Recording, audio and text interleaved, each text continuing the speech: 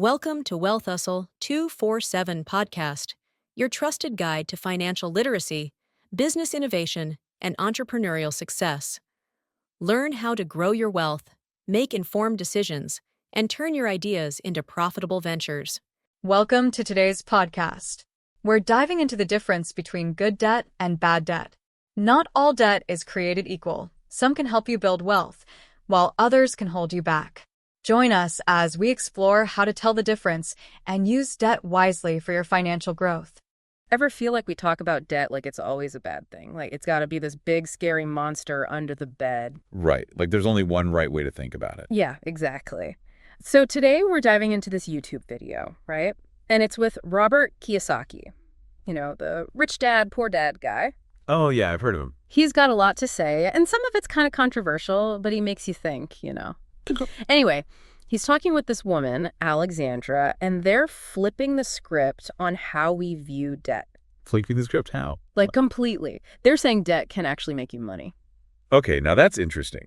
I'm intrigued. Right. It's not about being debt-free. It's about understanding the difference between what they call good and bad debt. So not all debt is created equal.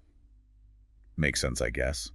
But how do you even tell the difference? Well, that's the million-dollar question, isn't it? And that's exactly what we're going to unpack today. All right, let's get into it. What's the secret sauce? They keep coming back to this idea of cash flow. It's not about what you buy, the house, the car, whatever. It's about whether that thing is putting money in your pocket or taking it out. So it's about more than just the sticker price. It's about what happens after you sign on the dotted line. Exactly.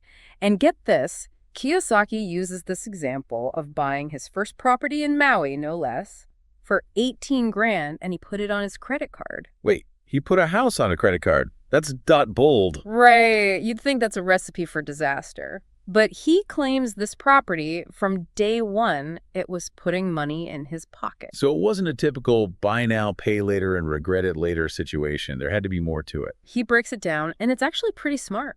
He'd done his research, found this undervalued property, and knew he could rent it out for more than the credit card payments. Okay, so he approached it like a business. He saw an opportunity to generate income, not just spend money.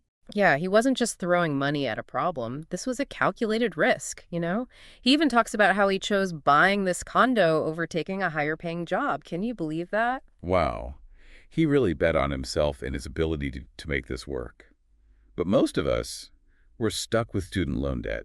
And that doesn't exactly feel like a savvy investment. I know, right? Tell me about it. It's like this huge weight, and it feels like it takes forever to make a dent in it. And Kiyosaki actually acknowledges that. He talks about how student loan debt can be a huge burden, especially these days. With the cost of education being what it is, yeah, it's no joke. Exactly.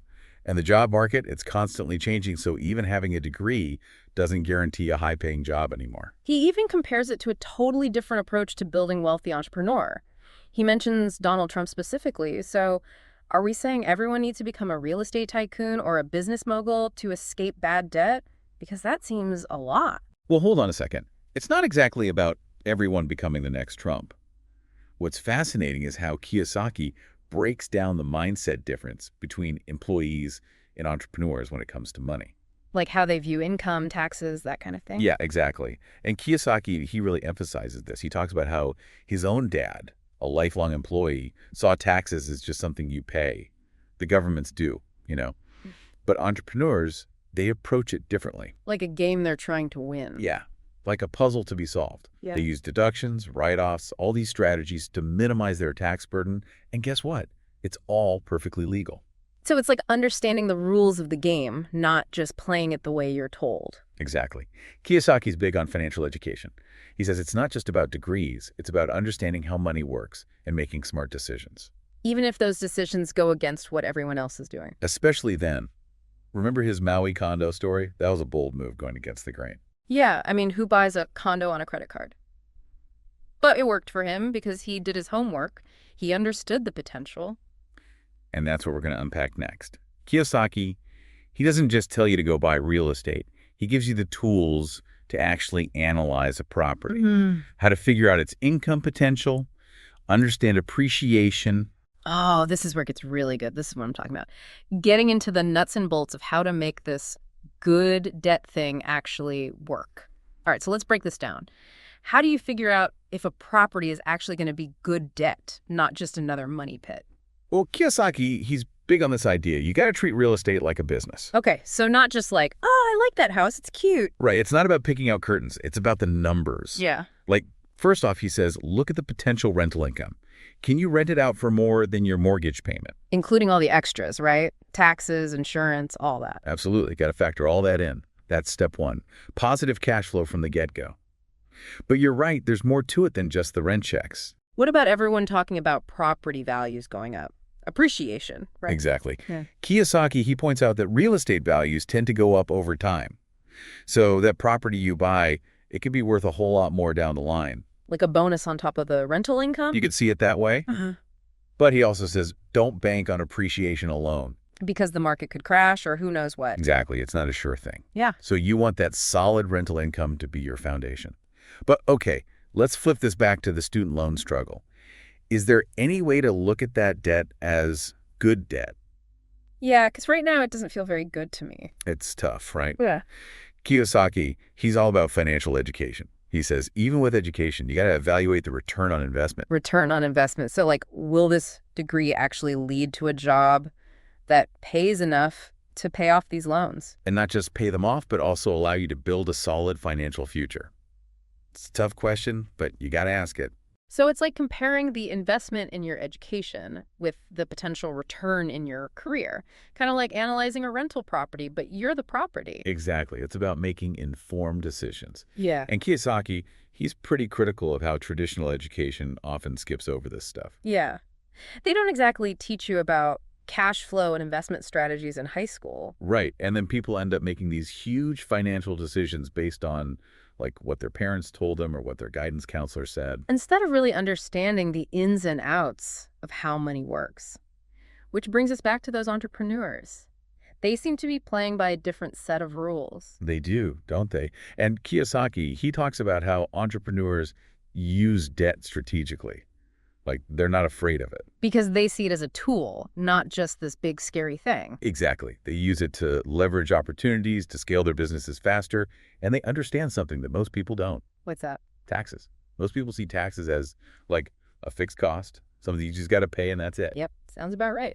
But entrepreneurs, they see it as a puzzle. They're like, okay, how can I minimize this? What deductions can I take advantage of? They're playing 3D chess while everyone else is playing checkers. Okay, I love that analogy. So it's not just about avoiding debt altogether. It's about understanding how it works and using it to your advantage. Whether that's through real estate, starting a business, or even just making smart choices about your education. But how do you know which path is right for you? That's a big question.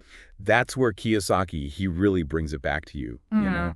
Like, what are your goals? What gets you fired up? What do you actually want your life to look like? So it's not just about chasing the big bucks. It's about figuring out what's important to you and then using your money to, like, build that life. Exactly.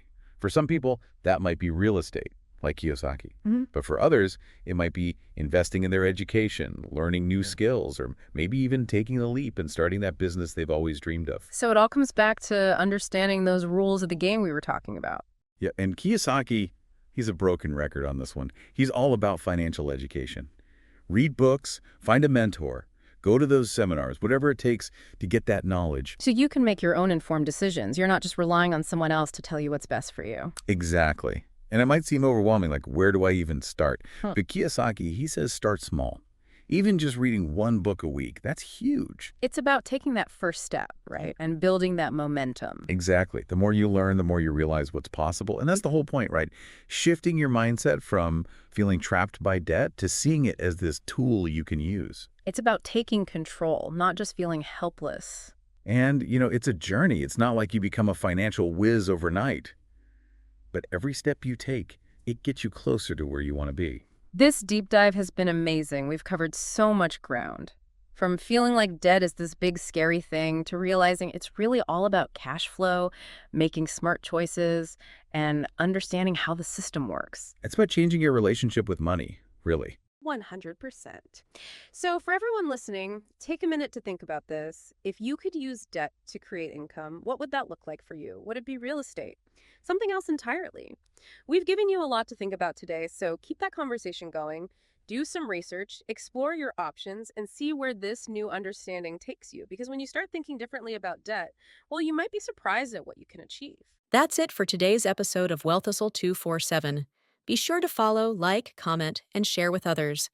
Keep pushing toward your goals, and we'll see you in the next episode.